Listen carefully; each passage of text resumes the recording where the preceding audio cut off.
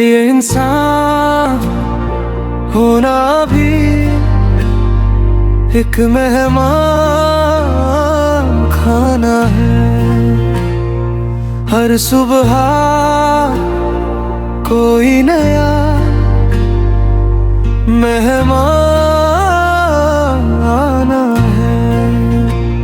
कभी खुशी के फूल ले आए, कभी गमों की आंधियां छा जाए, कभी कोई दिल की सी बात हो, कभी रूह को छू कर रात हो।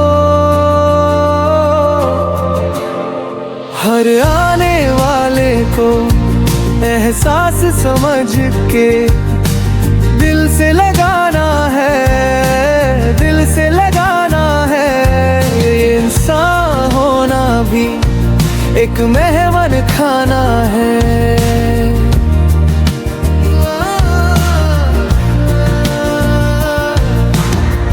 अगर गमों का तूफान आए और घर को पूरा हिला जाए, तो भी मुस्कुरा कर कहना, तू भी आया तू भी रहना।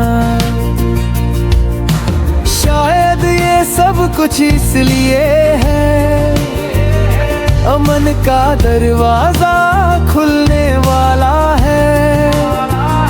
अंदर एक रोशनी चमकने वाली, रूह में फिर से रहमत आने वाली। हर एहसास को मेहमान बनाओ, खुशी हो या दुख गले लगाओ। क्योंकि जो भी आता है रब की तरफ से आता है, जो भी आता जो भी जाता सब कुछ एक पैगाम सुनाता। ये इंसान होना भी एक मेहमान है।